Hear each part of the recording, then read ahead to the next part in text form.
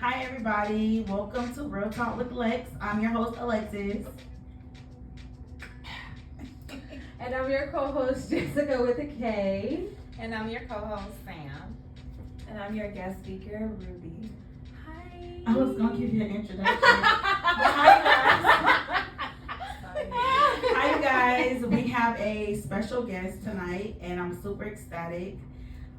The topic tonight is domestic violence. And we have Ruby here to share her story. Hi, Ruby. Welcome. Hello, everyone. Hi, Ruby. Welcome. So Thanks before for we joining us. before we jump into Ruby's story, we just want to say thank you so much for coming to share something so Thank you. personal with us. We really, really appreciate it. Thank you. It's working. Oh, Okay. I'm happy.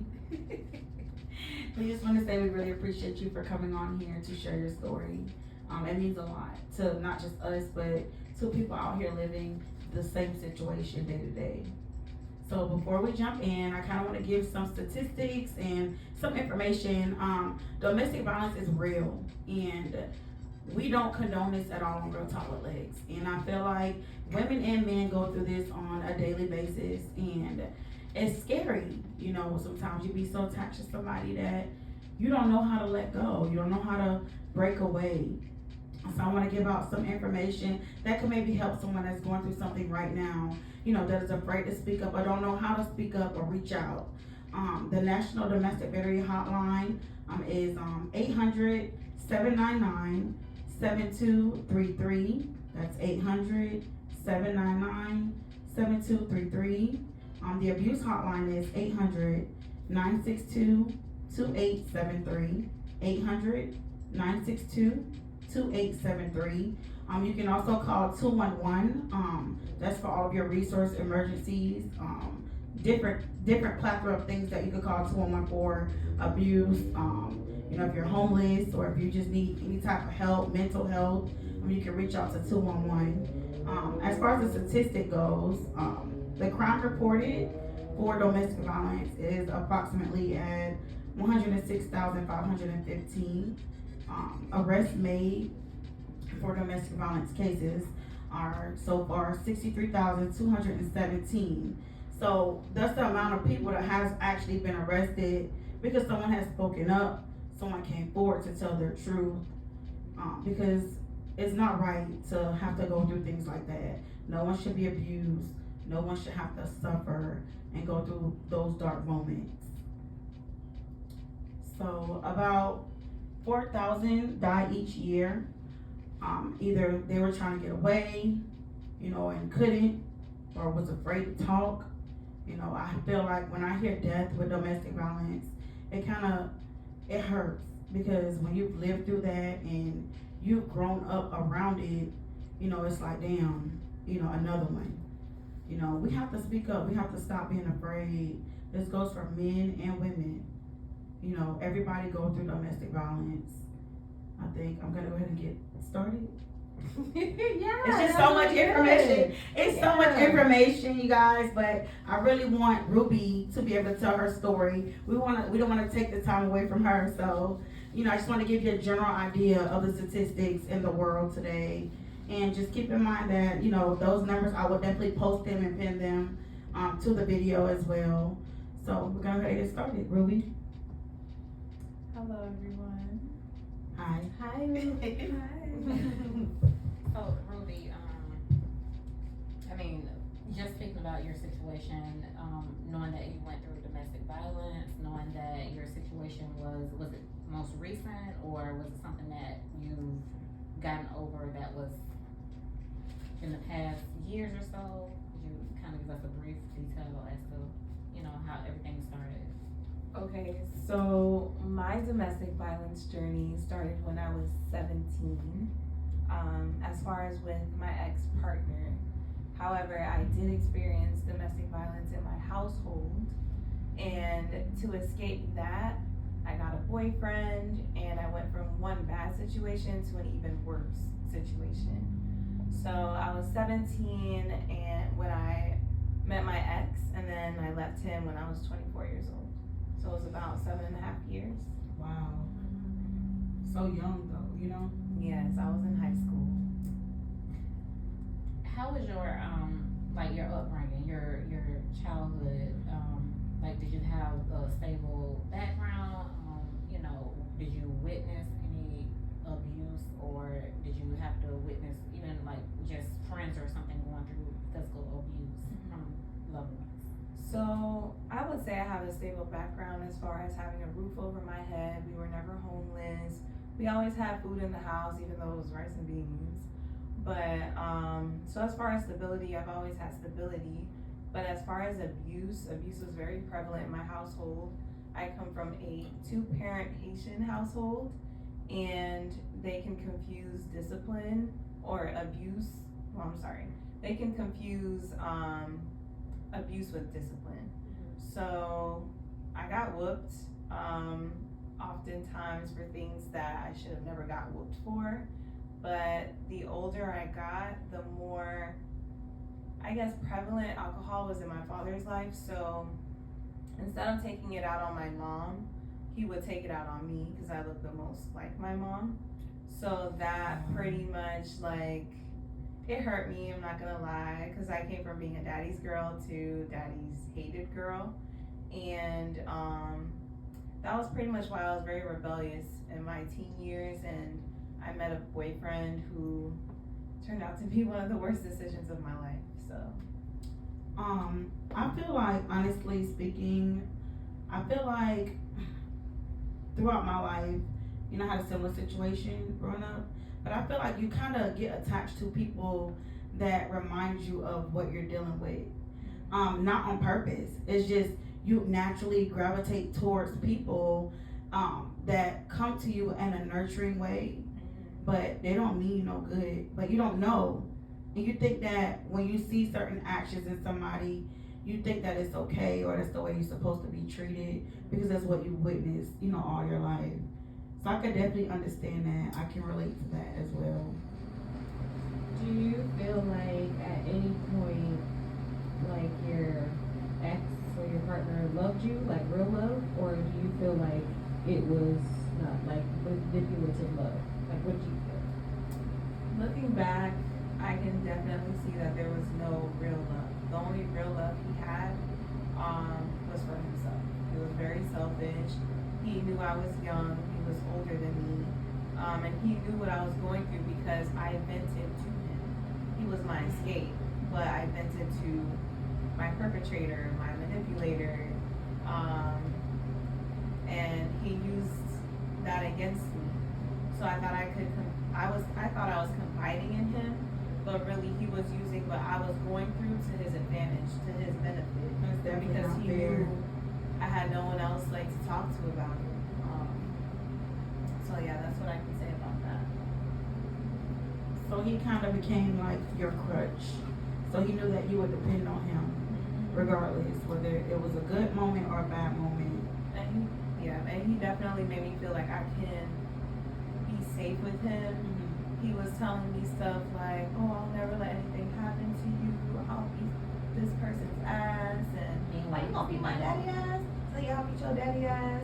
And meanwhile, he was just planning on beating my ass. I think that they do that to like build a certain trust with you first, so that you can continue to like confide in them and look to them for like the answer or whatever the case is. But like you said, like really they use that to their advantage. But hello.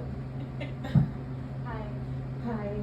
Okay, so you were young when you met your partner, right? Do you think it was because of how old you are, why you stayed so long, or do you think that even if you felt like he didn't really love you, you really loved him? Or what are some, were you scared to leave? Like, what are some of the reasons why you felt like, looking back today, like you stayed for so long? So one of the main things that I can think of is, okay, so in the beginning, it was love. Okay, I didn't know what love was, but I knew like the feeling that I had for him was love to me because I never experienced that with anyone else. So to me, it was love. But then the older I got, you know, the more wiser I got, and the more like experiences I had I started noticing that it wasn't love, it was just lust. And I got pregnant. So I got pregnant, I had moved out of my mom's house, and my mom pretty much told me, if you leave, you can't come back. And I really took what she said literally. So when I got pregnant and he started hitting me, I felt like I had nowhere else to go. He hit you while you were pregnant? He hit me while I was pregnant for the first time. Okay, I was about to ask, was it abuse before or? So before it was just verbal. Looking back, it was verbal and like social abuse. So he would yell at me, he would call me names, he would say that I didn't know anything because of how old I was, and he only wanted me to be around him and no one else. Yeah.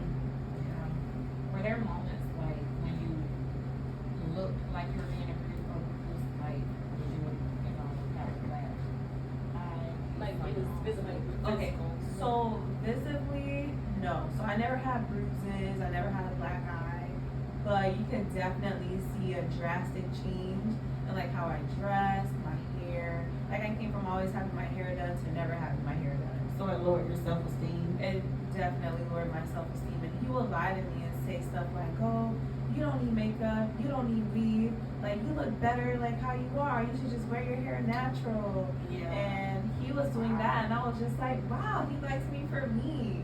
But meanwhile, no, he didn't want nobody looking at me. So like looking back, I can see that, but in that moment, and as young and naive as I was, because he was my first relationship, I really thought that like he cared about me, but he didn't. Sometimes it takes drastic situations and changes for us to be able to open our eyes, and especially with you being so young, you wouldn't know. You wouldn't know he totally took advantage of the situation. But I'm just curious, you knew his background growing up? So he did tell me some of his stories, so I didn't know about like his criminal past. I knew some things about his family, but it wasn't until I got pregnant that I actually knew how old he was. Wow. How would you like? What did you think he was? So he told me he was 22, and even looking back, that was still a stretch for 17 because I was 17. But when we were like filling out paperwork in the hospital and like the OBGYN, because I was pregnant, like I saw the year and I was like, no, so I scratched it off and put like the year that he told me, and it just came to a point where like he was like, no, I was born in this year. He told you while you were in the doctor's office? Yes. What? So how old was he? So I'll just say he's 14 years older than me. Oh Sick. wow, he took. That's sick I as really think fuck. that he really, really took advantage of you. I think it was Yeah, because you were so absolutely. youthful and that you were so young that he thought that you were so naive and He you know could literally take control prayed of over you. He really He definitely prayed over me. Did any like abuse, whether it be verbal or anything like that, I had ever that take mic place?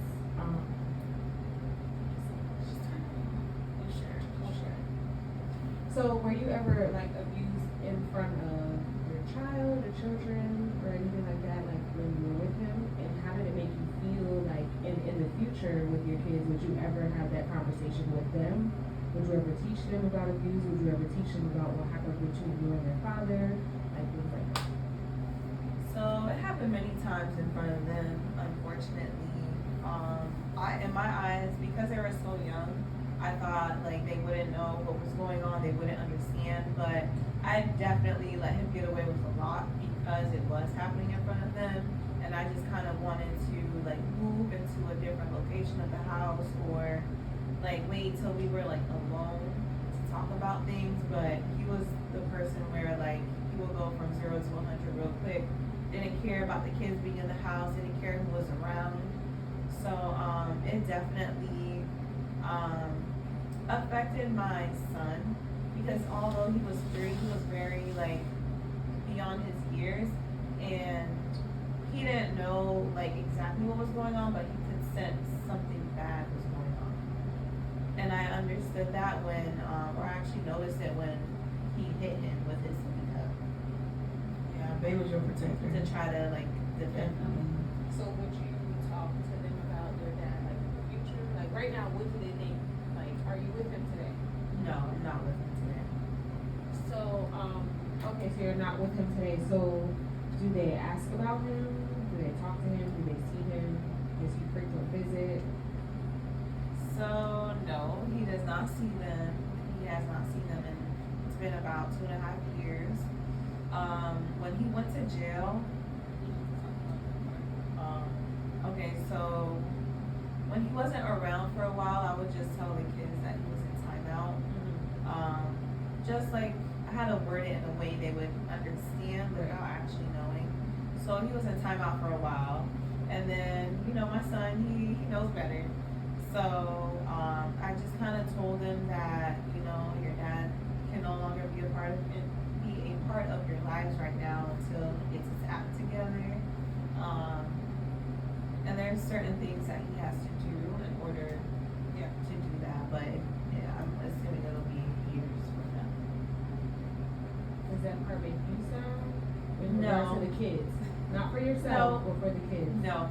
So one of the main reasons why I stayed so long is because I didn't want my kids to not have a dad. But then I quickly realized, or not quickly, it took me years to realize. But I finally realized that I'd rather them not have a dad than to have a fucked up dad. It's so funny because it's not funny per se, but it's so funny because it's like that's the number one reason why people stay. They don't want to break up their family. They don't want the kids to lose a parent. But those are the wrong reasons. Yes. Respect is demanded. Respect has to be given. To me, when you have kids in a household, it's mandatory. Like, if you're gonna have conversations that's gonna be, argumentative, it's best to do it without the kids being around. Kids soak things up like sponges. And we think that because they're kids, they don't know any better. They know better than us. Because they're the ones on the outside looking in, seeing the things that we can't see. You know what I'm saying? That's why your son grabbed that sippy cup and tried to knock his ass out. Y'all have any more questions? I just also want to, say that I feel like a lot of times men and also women, because there are women who are abusive as well, like they just take that innocence away from you.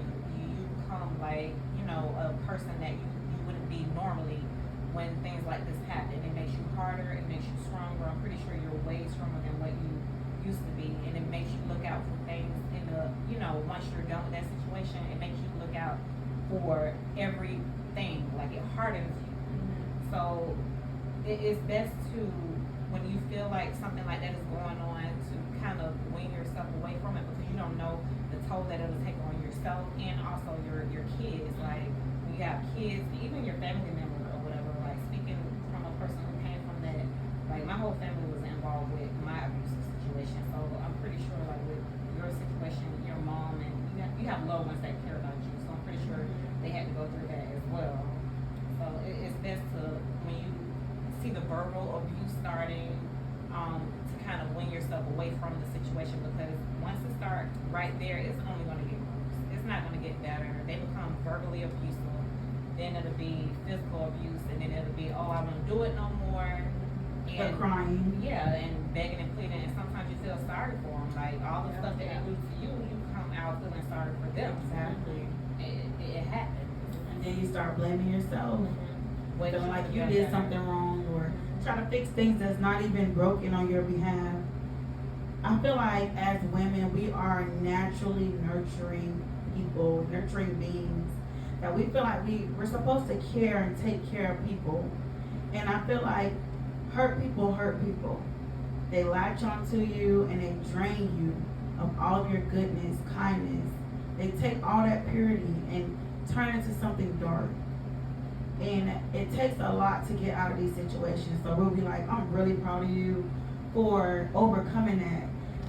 No matter how long it takes, at least you make that step. You understand what I'm saying? Like, people don't make those steps. I'm getting emotional. People don't take those steps. They sit there and they take it.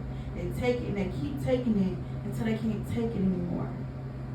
And I'm sorry, y'all. You see, you making everybody cry. Dang, calm down. It's a hard conversation to have because all of us has dealt with it, whether it was physical, emotional, and every woman in this room, even Tanisha, hi Tanisha, hi.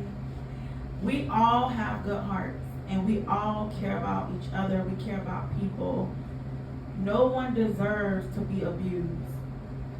It takes a lot to step up and speak up.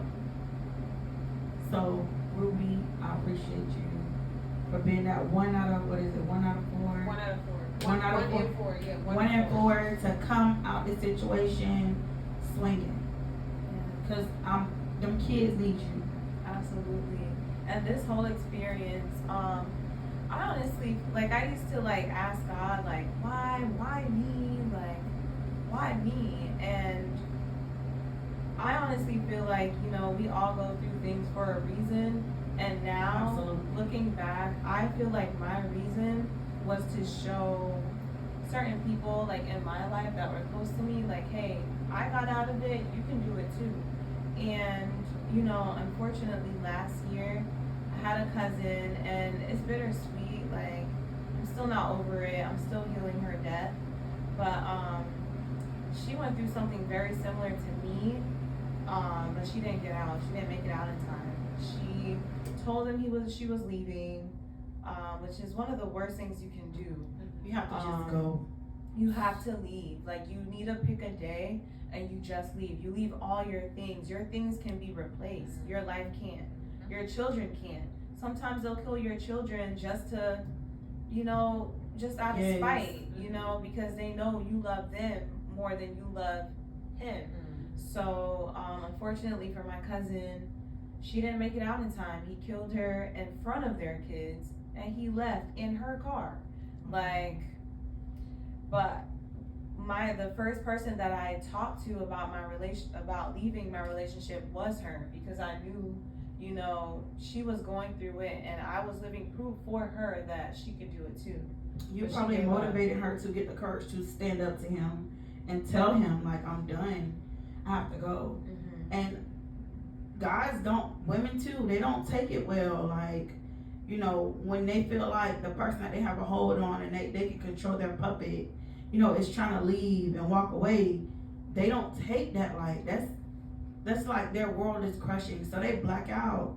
There was just a situation, it was a mother, I think she had 6 kids, the dad killed her in the minivan, and he just left her body there, like, he hit her in the face or something, broad daylight. Like, those babies don't have no parents now, like, Not only that it situation, sucks. to bring up another situation that occurred, there was a woman that was being abused and her friend stepped in to help her, and the boyfriend that was abusing the friend, he ended up killing the one who tried to help. And she was left, her kids were like young babies, like 4 kids left without a mom because she tried to interfere and help out another person who was going through abuse. Like, and that's definitely something that I did with my cousin who's now deceased.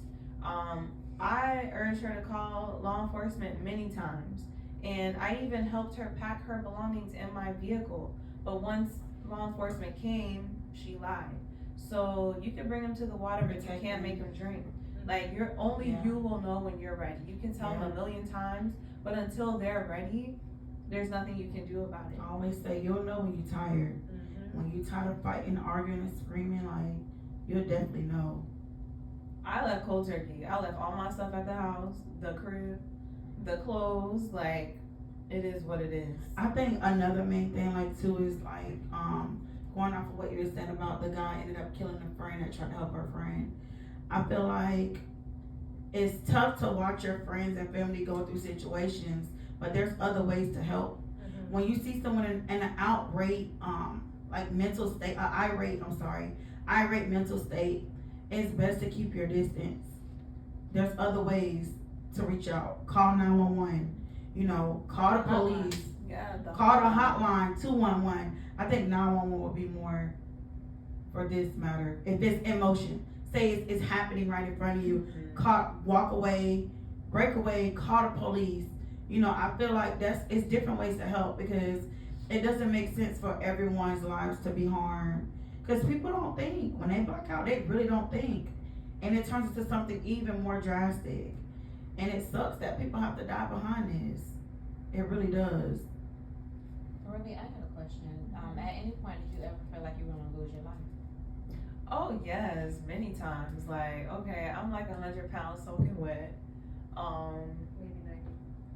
Maybe 95. Maybe 95. But no, there are times where I felt like he would have ended my life, like choked me out of my sleep, because my ex, he has mental issues. Like, he's diagnosed bipolar.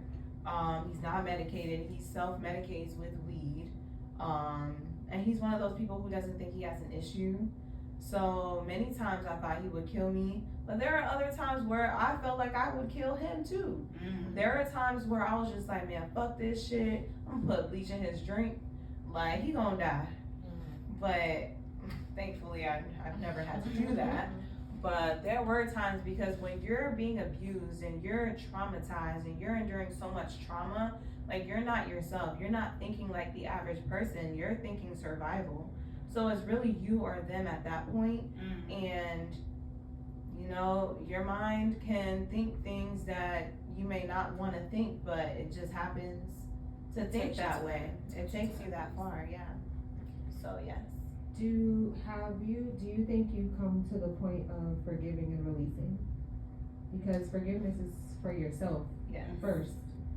So have you gotten to that point, or do you still feel like you need to unwrap until you can completely forgive? I haven't fully forgiven him yet. I'm not gonna sit up here and lie to y'all. I feel like I'm taking it like a step at a time. But I'm definitely going through that process. I have seen a therapist. I haven't been consistent with it, but that's something that I'm working on. I haven't fully forgiven him yet, but I'm not blaming myself anymore. Cause that's what I was doing for the longest time. So I no longer blame myself for what I went through, but I'm still definitely triggered by the things that I've gone through. So yeah. So I feel like, you know, it's okay to not forgive him yet. Time heals all wounds, and you have to take baby steps with yourself in your heart as well. Not just the situation. And you've been through some traumatic shit, so I can understand that you're not ready. But therapy does help. I think that's the best decision I've made in my entire life. I first started therapy when I was 23. You know, and that changed me as a woman tremendously, you know, because dealing with abuse, even like at home, growing up, you know, you don't know what's right and what's wrong. You just see things and you think it's normal. You know what you're used to. Right. So you become comfortable with it, you know, but I got tired of fighting. I got tired of like just being a negative person. And I released all that. Like, I had to release. And it took a lot of time to get to that point. So you're doing the right thing. Yeah. Baby steps. So yeah, it's been 2.5 years. I honestly feel like it's gonna take a little more time for me to get to that point, because I endured like 7.5 years worth of trauma, and I was still a child. I was still developing, and then I was a young mom. And I mean, I'm still a young mom. I'm still learning, but I don't hate him. I want the best for him, but I do want him to get help too, because it's just like a never-ending cycle. He went, you know, hurt people. He grew up in an abusive household, and my dad was abusive, but his parents, they ain't got nothing on my parents. So like, I get where all that trauma is coming from, but because he never healed from that, he went from like one situation into another, and he no longer was the victim. He became the perpetrator, you know, and it's like a never ending cycle. So forgiveness is something that I'm working on. I'm just not completely there yet. I feel like you have started your forgiveness, you know, portion. Like, I feel like you have started it already. It's just you may not be fully there, but for you to want the best for him and for you to want, you know, nothing but good, you know, health or whatever. I feel like you have started that. I feel like you really have. Yeah, because there's good in him. It's deep down somewhere in there. But deep down, you know, we're all born innocent. But Not we're all. Take it back to the boo goo goo gaga. yeah, ooh, gaga. But I don't hate him. I mean, if I were to see him today, I would probably have no words for him. But I definitely don't hate him, and I do wish him the best. So. And I think that a lot of people misconstrue forgiveness. You don't have to deal with a person because you forgive them. Like Jessica said, the forgiveness, I think you said that forgiveness is for yourself. It's for you. So if you see someone that has harmed you or has mistreated you, abused you, and you have forgiven them, you don't have to fuck with them ever again in life. You get what I'm saying? Like, you see them, you can keep walking, it's okay. Because when you forgive, you're forgiving the situation in your heart. It's for you, the betterment of you. And I think people think that when you forgive somebody, you have to re-fuck with them. You know, you don't have to. Leave their ass where they at. I feel like when you drop that dead weight, it's gonna be given. How Yes. they say I can love you from afar. That part, yes, absolutely. And one thing I really want to mention is closure. So you don't have to talk to them or have a conversation with them to get closure. Oftentimes, a lot of victims go wrong with that because they use that to hurt you. Like to kill you or to like batter you. So don't ever meet up for closure. You don't need to send a message. You don't need to stalk them on social media. Block their number. Like, if you don't want to change your number, block the number. Hell yeah. Just block it. I honestly feel like too, like there's no reasoning with somebody if they didn't have remorse for you while you were in a relationship with them. As far as closure for yourself, you gotta find that within yourself. Because Yeah, that's called healing. Yeah. you can't reason with somebody like that. No. They They don't don't feel like understand. this, and you know I need this closure from you because this happened. They don't give a fuck. They really don't care. He really tried to tell me, oh, after I left him, oh, I'll go to therapy. I'll do this. I'll help. I'll change diapers. That's You're 8 the years too late, manipulation sir. you're He'll change talking the about. diapers. The baby ain't even wearing diapers no more, but he want to change diapers. Well, Ruby, you're like a sister to me. I just want to say thank you. Stop, because you know my eyes are watering a little bit as I say this, because I really, really love you, and I'm really, really happy that you have freed yourself. Like, I'm happy that you're going through your healing. I'm happy that you're sharing your story with everybody.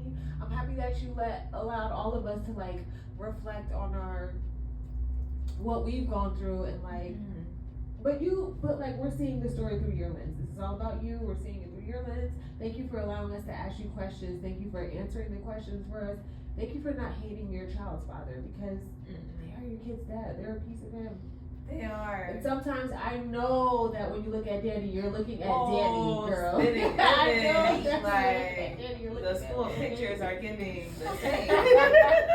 I'm so sorry. But I like, you know, like I'm just happy for you where you are. Like, I've seen the transformation. I see hot Ruby. Ruby, you look amazing. I see hot Ruby. Girl. And I see Ruby now, like, girl, you are like really thriving and shining, and I just want you to continue to thrive and continue to shine and never just sit idle. Like, just continue to do you, girl. Yes. Listen, the glow up is real, the coinage is real. Very don't much boss up. real. Very Maybe don't boss up on major levels. I always tell you, I'm super proud of you. Because I remember that day we was in the office when that happened, the situation with the vandalism. And I was freaking out with you. And That. I feel like that moment right there, I clung on to you like, okay, we finna jump this nigga. Like, sorry for using the N-word, but yeah, we finna jump him. We finna get nip this right on in the bud. He did everything that he could like, even after I left him, he was still very much prevalent in my life. Even not in like on a relationship Girl, we're gonna use aspect. prevalent after this too. But- Prevalent. Very prevalent. We're gonna use Yeah. prevalent after This this. man- Prevalent in my life. He You're vandalized not my prevalent in my car.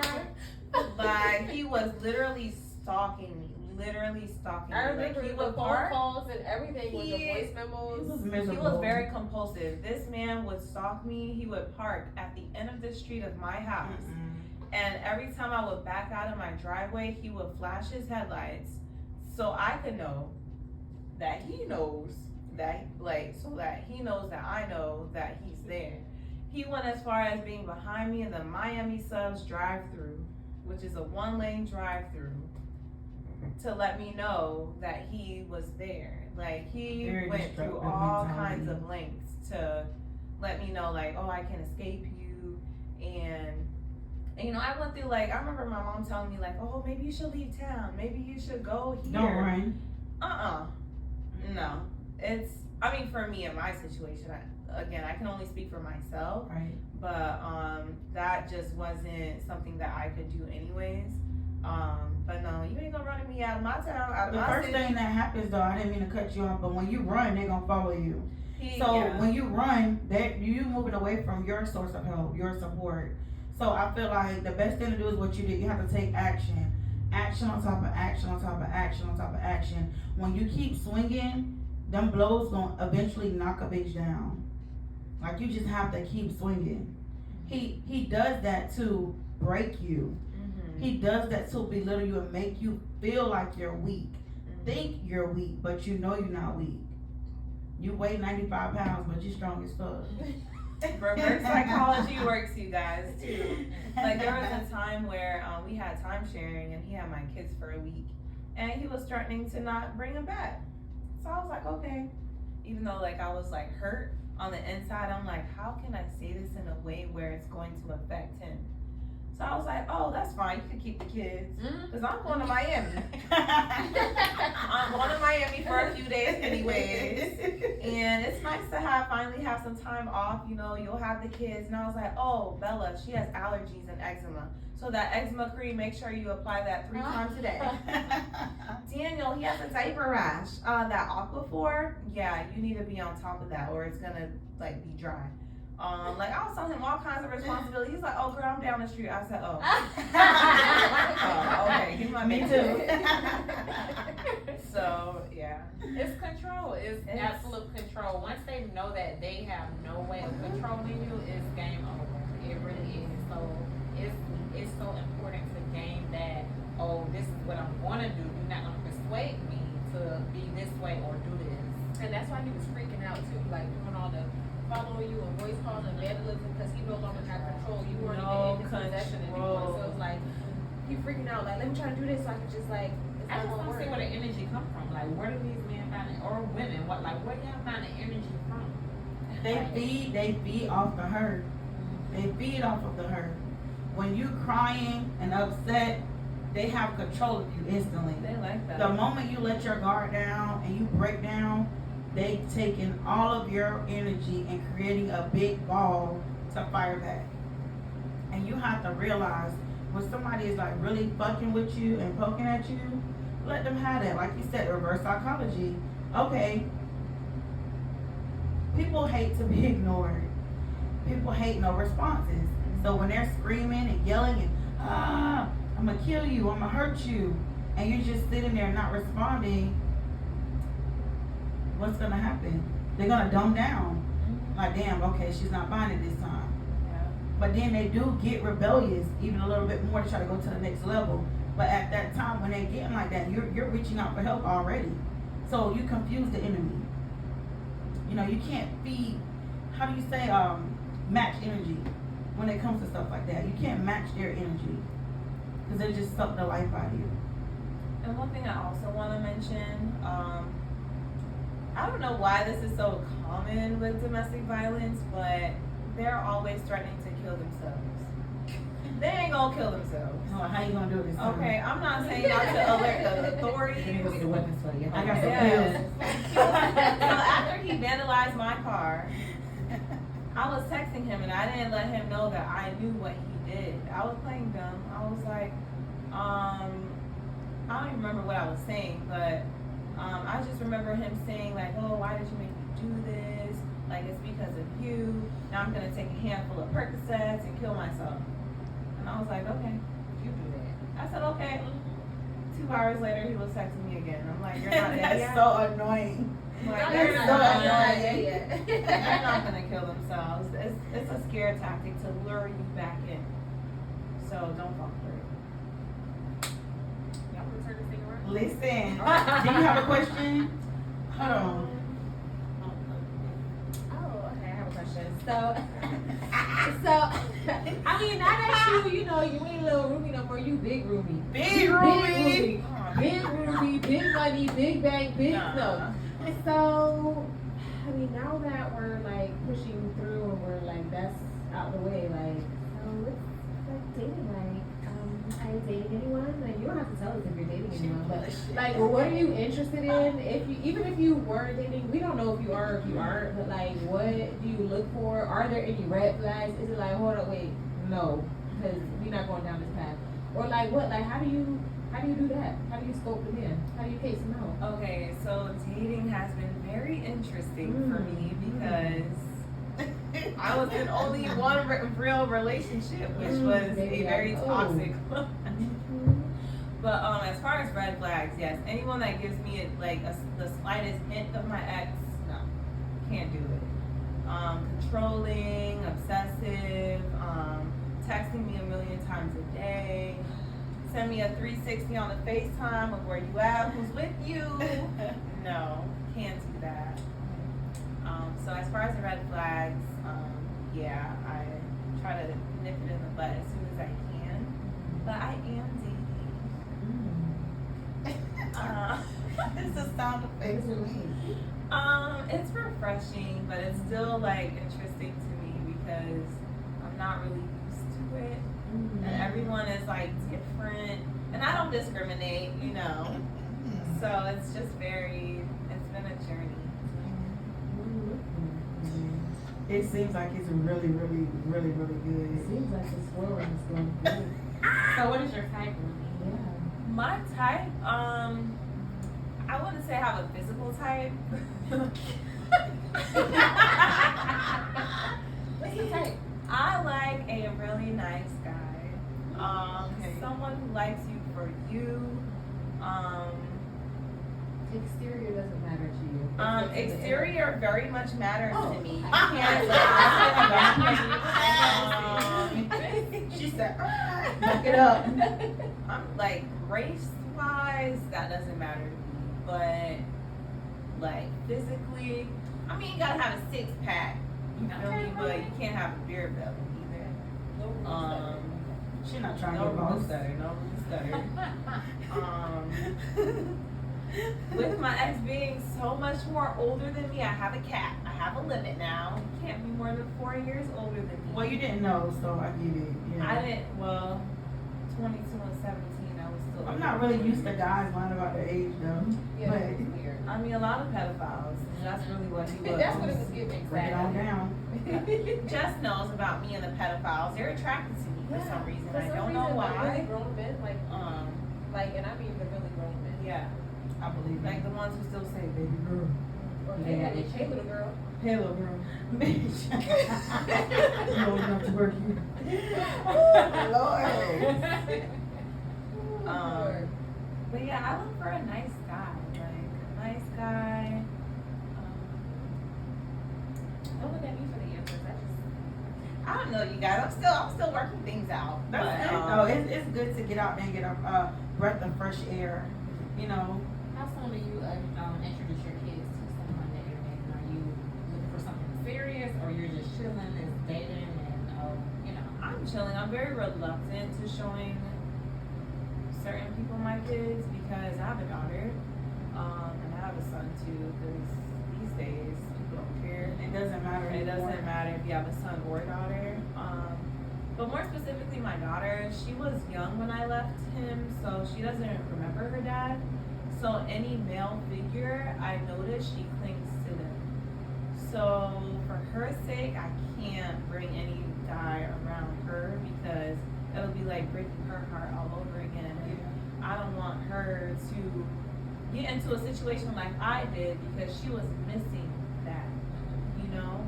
And for my son, he's very closed off. He don't really mess with nobody. Boys tend to be. He's very protective of me. Like the one guy that I did introduce him to, he's like, "Who are you? How old are you?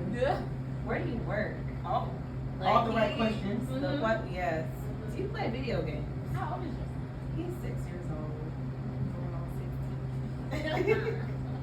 But yeah. So no, I've only introduced one guy to my kids, and we were just talking. We weren't even dating. We were just talking. Jessica's so annoying. We were talking. She's so annoying. Okay. She was talking. We were just talking. It was nothing serious. Talking. Yeah. Okay. They were, yeah. We were talking. So if a guy was to walk up to you and you're not attracted to him and he's not your cup of tea, and he's like, I want to take you out, I can get your number and stuff. If you turn him down, what would be your way of turning him down? If you're not attracted to him and you don't have no If interest I'm in him. not attracted to him, oh, I'm sorry, Hollywood. Yeah, that's the line. Oh, man. Definitely the That's go-to. my go-to. Or if me and my girl together or something, like, oh, this is my girlfriend. Can I have both of y'all? You got something? Just playing? Just playing? Yeah, I haven't done much turning down these days. I think they just know. Okay. I think they can see it. Like, I don't know, I can't approach her. She ain't with it. But there are some bold ones that try.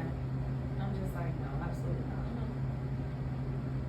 My thing is like, what would make a guy, especially someone that's not in your, you know, bracket, like what would make them think, okay, it's cool to go and approach. Not to say that everybody don't deserve a chance, but like sometimes you look at guys and be like, oh. You know, some shoes.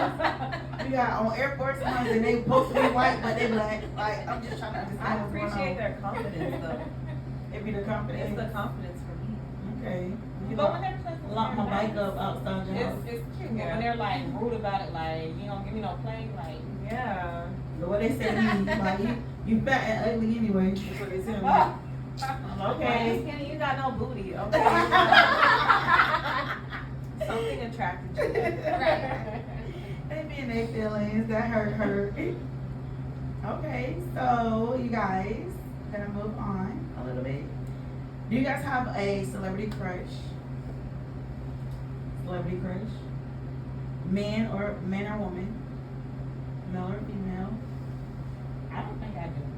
I don't think I do because I'm not. Nobody? Not really. Not no. Miami? But I like Jessica. So you can see yourself bumping? I don't know. Honestly.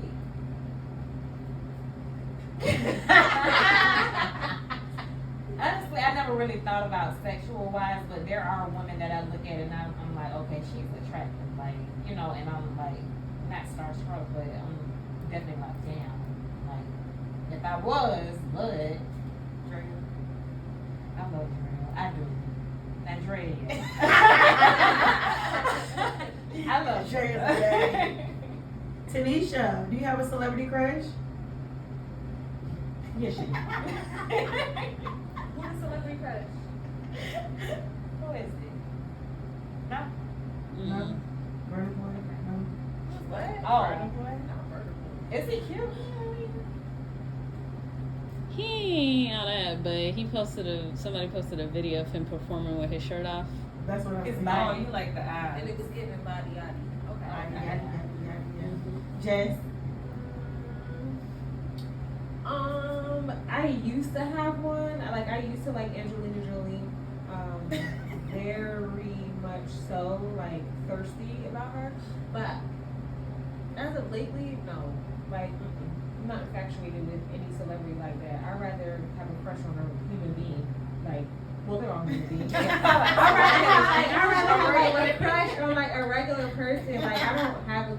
Like, maybe celebrity. Like, don't know. Things like that. I've seen guys like on social media that are Yeah. attractive that Yeah. I have crushes on, but not no Yeah, one that's like- in the limelight. Okay. Alright. Moving on. So the only celebrity crush I had was Paul Walker. Rest in peace. But he was the only celebrity that I thought was fun Really as hell. handsome. He was. Fun as hell. I used to love Michael B. Jordan. Oh, I used to he's be fine. like obsessed, like He is fun. slobbing. Like, He is fun. obsessed. He is fun. He is well kept. When he was in, oh God, what is it, Fruit Station? Fruitville Station. Fruitville Station, oh He my was God. fine there too. He was so Yeah. fun. He was With fine that big there. old white tee and a big bag of shit. Like a train. Yeah. Yeah. Yeah, I always really liked him. And I love JT. Jesse's cute. She's so like pretty, She's so like pretty. very. Rutherford. Very feminine. Oh my goodness. I like girly girls. Like even like little baby, I'm like Jada.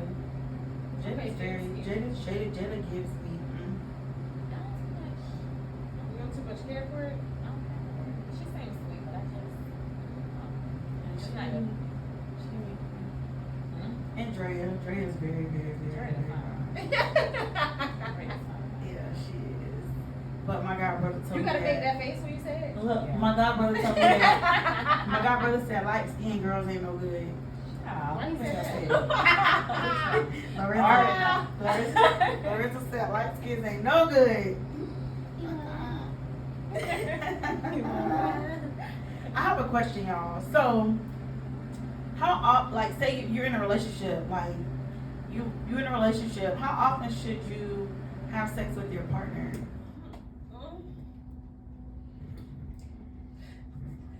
Why do I have to have a microphone? Don't y'all have live-ins?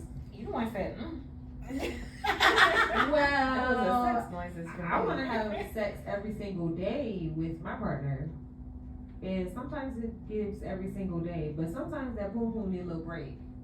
I mean, she needs to heal, and then we can resume the following day. I just need 1 day of healing, and then we can resume the following day. But sometimes, you know, 1 out of 7? yeah, 1 day out of 7. But I could do it all 7 days of the week. Like I could wake up and do it, and then when he comes home from work and do it, and then when we go to sleep, I can do it. Have you always been like that with all your partners, or just No. this one here? Okay. I have to be very attracted to him, which I am very attracted to him. Like even if I just look at just think about his face right now, I just want to Sit on it. kiss it and sit on it. Oh. Yeah. I have to be very much attracted to you. Like every part of you, like your face, your body, this, the way you do this, the way you did that, the way you do this. Like that's what's giving for me. Like I just want to give it to you all the time and clench and squeeze every time you're in there. So hi. Go on, baby. Okay, I'm not like Jessica. I may look like I'm in shape, but I would say like every other day. Okay. That's realistic. Cause How it's many times a like, day though? it all depends on my day. Am I working that day or am I off that day? Bitch, you gotta be off to have to want to do it 3 times. Well, what the hell she gonna do it? Oh, I got car. kids. But I would say every other day. I don't want to do it every day with him. Not saying that I can't, but it gives me like something to look forward to. Like, Cause the way you just.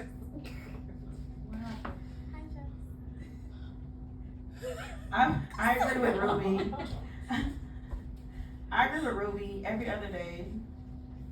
Every other day is good. She's so annoying. I think like when you were. Stop doing that. It's somebody come to the door. It's somebody. you want me to sit here? Oh. and Give me a second. Here. Keep going. I think when like you're So, yeah. attracted to the person, like if you're attracted to the person, everything is good in a relationship. Like realistically, every other day, stuff? Every other day. and within the day, depending on how your mood is, like if y'all both there, I mean, yeah, Yes. like forcefully having sex with somebody on a daily basis, or you know just giving it give it in because somebody else gonna How have you sex. doing? It's not ideal for me. It be the chemistry though, like with us, we got like good chemistry, so it's like it's just like you just be chilling and all of a sudden it just happens because you just got that chemistry. If you don't got that chemistry and it ain't there, then I mean, not to say that you don't love the person or you don't want to be the person, but It's just sometimes not the there. chemistry don't hit like that where you want to do it all the time. Yeah, I agree. If that chemistry is there, then yeah, like whatever y'all mood is. But if it's not, I can do it every single day. The chemistry has to be there.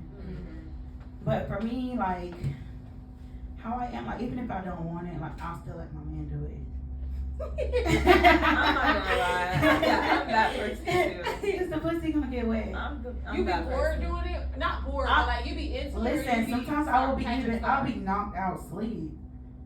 And It's giving Patrick Star. it's just, it's just, turn to the side, put that one leg up, Okay, and toot that thing. yeah, show it and make it roll when you Okay. out. Yeah. Tanisha, what about you, Tanisha? Can you go every day? For hours and hours and hours. Freaking. I guess it's the same thing, like the connection. Like I feel like I can have sex whenever. I don't, you know. Nice. But if I feel like the guy's not doing something for me to like be in the mood, like if I'm just always arguing with you, you ain't getting nothing. It ain't. Okay. You can't even lay on me Ooh, and just that would definitely turn me off. I agree 100%. If the mood changes, the pussy changes. big facts. You know, it's not gonna be gushy. Like, it's gonna very much be closed. now if y'all don't had an argument and it was heated, and then he come back and apologize, or you apologize, and you're upset. That's different. Hanging off the bed.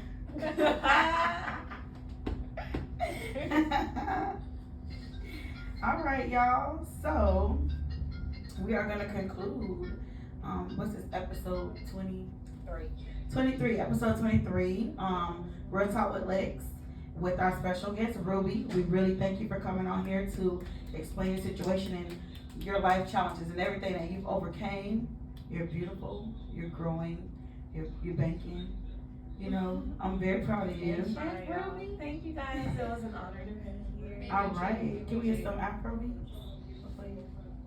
And then, yeah. So I'm your host Alexis. Just do it the Hey, co-host Sam.